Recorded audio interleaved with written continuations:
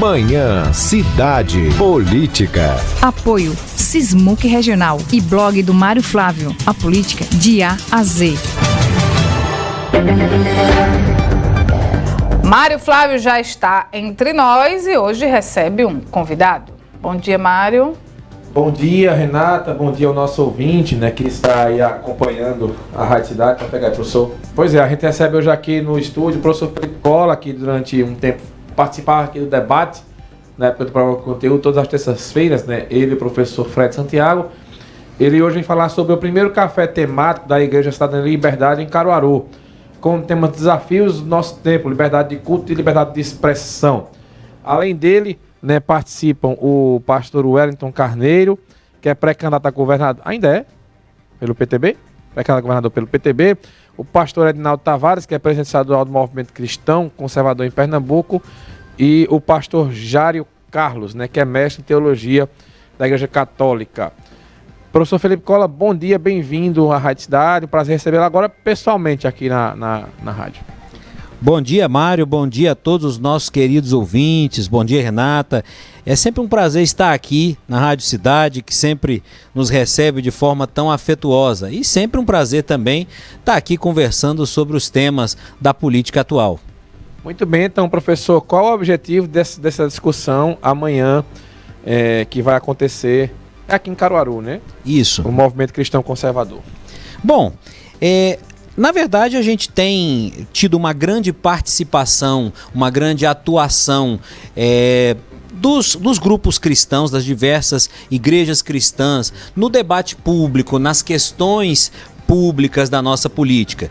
O conservadorismo, ele, como uma corrente do pensamento político, como um movimento intelectual, ele ganhou muito espaço na nossa sociedade.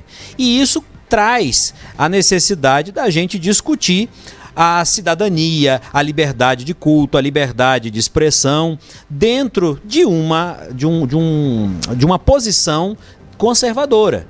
E a gente tem que pensar também que o Brasil, ele é um país majoritariamente, de população majoritariamente cristã. E essas pessoas todas que fazem parte das mais variadas denominações cristãs, elas também estão ali no dia a dia exercendo a cidadania. Então, a gente precisa refletir sobre como que o cristão se posiciona na política, na cidadania.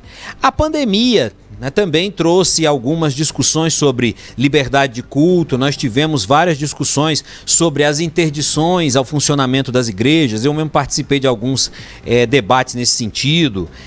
O tema da liberdade de expressão hoje, ele é um tema que permanece sempre no debate. Nós temos tido muitas decisões judiciais que acabam por restringir a liberdade de expressão e isso incomoda. Por exemplo, a história lá da cassação do deputado, né, do deputado federal Francisquini. Isso, né? Vocês concordam ou acham que aquilo ali é uma invasão de liberdade de expressão? Não, eu discordo com todo respeito ao Supremo Tribunal Federal. Eu penso que nós estamos numa era em que o ativismo judicial se tornou muito grande, muito ativo. Ativismo é horrível, né? O ativismo judicial se tornou muito intenso na nossa sociedade e com consequências muito perigosas para o equilíbrio dos poderes. Nós sabemos que um parlamentar, ele tem imunidade na defesa das suas opiniões, dos seus posicionamentos. Isso não quer dizer que quando eu digo que defendo a liberdade do deputado se manifestar, que eu necessariamente concorde com tudo que ele fala. A liberdade de expressão, ela pressupõe, inclusive, a liberdade de falar algumas bobagens de vez em quando. Mas a questão é, quando eu coloco num único órgão, numa única instituição, a possibilidade de estabelecer o que pode ser dito e o que não pode ser dito, tudo fica muito perigoso. E, no caso, a situação ainda é mais complicada porque o parlamentar, além da liberdade de expressão que ele, como qualquer outro cidadão, ele já teria, ele tem a imunidade parlamentar, que foi estabelecida pelo legislador constituinte justamente para protegê-lo na sua atuação e não só proteger a ele, mas o grupo que ele representa. Mas a imunidade não seria na tribuna, não? Porque a crítica dele foi por causa do uso de rede social, né? Do Supremo, dos magistrados. Não, ali não. Na verdade, a Constituição não estabelece que o deputado ele só é livre ali dentro da tribuna para expressar as suas opiniões. Até porque, na tribuna, pressupõe-se que ele está expressando uma opinião do grupo, daquela parcela da sociedade que o elegeu. Então é lógico que ele teve que discutir a sua opinião ali com as suas bases. E também é preciso a gente contextualizar um pouco isso, porque por mais que se fale, olha, ele está falando contra as instituições, isso virou uma espécie de clichê, fulano ataca as instituições. Mas isso é muito perigoso, sabe por quê?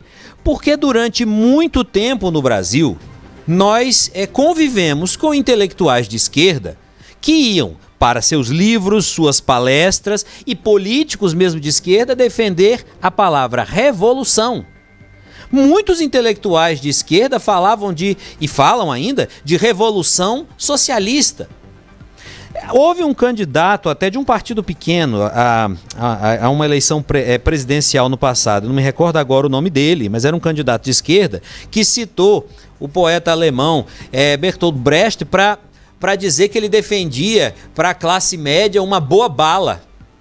Quer dizer, esse tipo de discurso, na esquerda, ele sempre foi tolerado. Sempre se entendeu que falar de revolução e desse tipo de ruptura, porque uma revolução pressupõe necessariamente uma ruptura do Estado, que aí se encontra, e uma ruptura institucional, de fato, uma quebra das instituições, e a esquerda sempre pôde falar nesses termos. Mas a direita, quando adota um discurso assim, digamos, mais sanguíneo, mais intenso, ela sofre restrições de toda a ordem.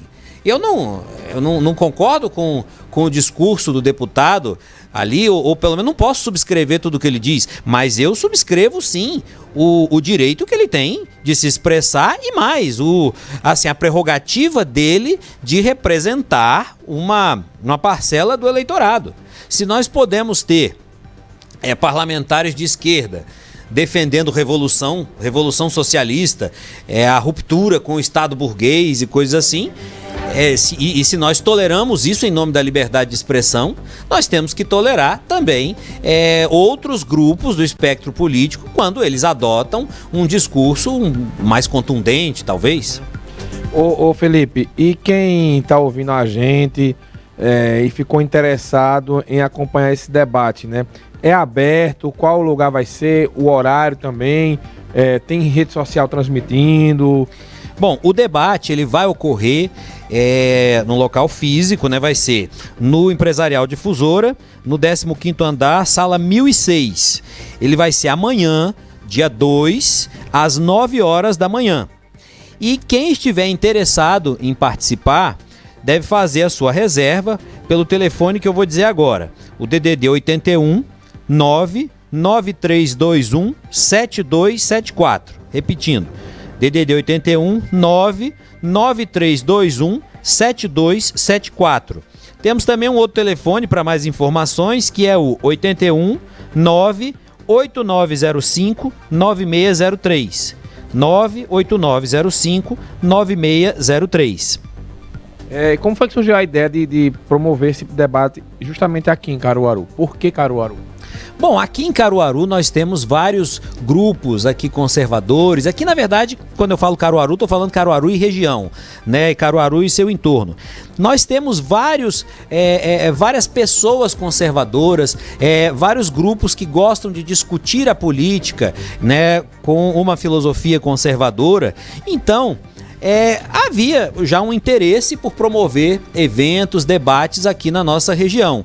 Então, eu fiquei muito feliz quando o Movimento Cristão Conservador me fez o convite, e aqui cumprimento até meu amigo Ranieri Menezes, que foi quem me transmitiu esse convite, né? E o pastor Edinaldo Tavares, né, que é o coordenador aqui do movimento Cristão Conservador, para a realização desse evento. Fiquei muito honrado com esse convite.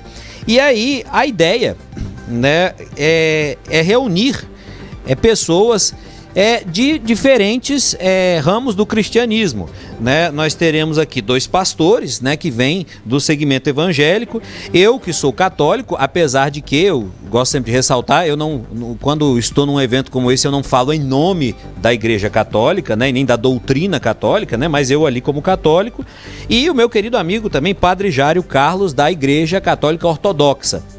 Então, para trazer esses segmentos... A entrada é gratuita, né? Quem quiser participar. Sim.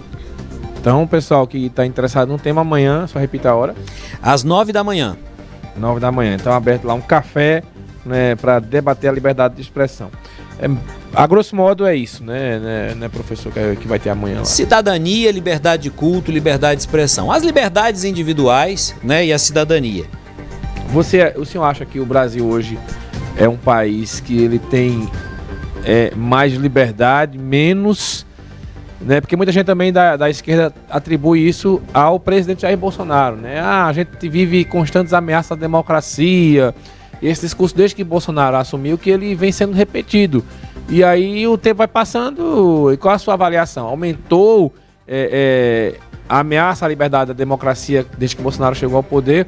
Ou você acha que isso é uma narrativa que foi plantada pela esquerda? Sem dúvida, eu vejo como uma narrativa.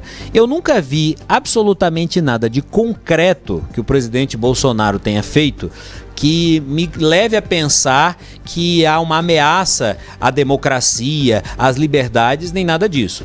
Veja, é o que eu disse anteriormente. Nós sempre convivemos com discursos muito radicais da esquerda, falando de revolução, de pegar em armas, vários grupos falando diversas ideias nesse sentido, e nunca ninguém, intelectuais, escrevendo na própria mídia, publicando livros, e nunca ninguém disse que isso era uma ameaça à democracia. É parte ali do debate político, concorde-se com isso ou não.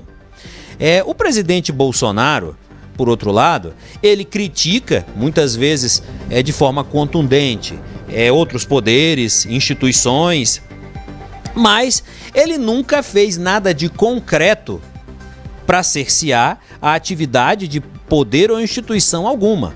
Ao contrário, quando a gente vai olhar, o presidente Bolsonaro, ele tem sido um protagonista de um discurso de defesa da liberdade de expressão, né? E nós não vemos, por exemplo, o presidente Bolsonaro defender a regulação da mídia, ou aquele nome eufemístico, né, de controle social da mídia. Isso é uma proposta da esquerda. Dizer, não, tem que controlar a mídia, controlar o que a mídia pode publicar ou não. Hoje fala-se muito nesse conceito de fake news, até como se esse conceito fosse uma coisa nova, que não é. Nunca, na verdade, as fake news, elas não surgiram com as redes sociais. Fake news é algo muito mais antigo. Você, Mário, jornalista, deve se lembrar daquele famoso dossiê Caimã, que foi uma série de documentos que depois se provaram falsos, que eram destinados a... Olha, eu acompanho a política de Caruaru há muito tempo, viu? O que mais tem aqui na época da eleição é fake news. É verdade. Olha, eu cito até um caso curioso. O meu pai... Eu não dou o nome do criador das fake news aqui em Caruaru, porque esse é um problema. Olha, o meu pai me contava uma história curiosa, que o meu avô, parece que uma vez aí, ele que nunca teve carreira política, uma época ele lá no Espírito Santo quis se candidatar a deputado estadual, e aí o município, né, onde a gente tinha muita gente da família, da onde ele era originário, né? Tinha uma pessoa lá dizendo que ele era comunista, espalhou isso, sendo que na verdade era o contrário, meu avô era de direita. Então espalharam isso lá e isso prejudicou a votação dele. Mas mais ainda, olha, eu vou dizer uma coisa. A gente pensa que fake news é só esse debatezinho que corre na rede social ou aquele boato que circula. E na verdade isso já ocorreu numa escala muito maior. Eu gosto de citar o Yuri Bezmenov, que ele era um antigo funcionário da RIA Novosti, que era a agência de propaganda da União Soviética. E qual era a função dele. Ele depois desertou pro Ocidente. Ele tem umas entrevistas, né, que ele descreve como... assim como crise de consciência, porque ele reunia informação de um monte de gente, aí ele percebeu que teve algumas pessoas que foram presas, depois executadas, graças a informações que ele tinha coletado, aí ele deu um jeito de desertar, sair de lá e começou a dar palestras no Ocidente nos anos 80. E ele descreve, por exemplo, como é que nos Estados Unidos chegou a ser lançada uma revista que atingiu uma circulação razoável dentro dos Estados Unidos, que era destinada a divulgar informações falsas sobre a União Soviética e promovendo o regime soviético. Então eles conseguiram plantar dentro da potência rival, né, os soviéticos, conseguiram plantar dentro dos Estados Unidos um veículo para disseminar fake news por interesse geopolítico. Então, assim, na verdade, esse fenômeno aí das fake news, que está justificando um discurso aí de cerceio da liberdade de expressão, isso aí, na verdade, é um fenômeno que não nasceu com as redes sociais e que até agora ninguém ligava para isso. Por que todo mundo começou a falar de fake news? É porque as redes sociais, elas permitiram um debate travado com uma liberdade que antes não se via. Porque agora todos podem ali discutir ideias que não estavam encontrando espaços nos canais tradicionais. Não falo só canais de mídia, eu falo de instituições acadêmicas, no debate público dos intelectuais.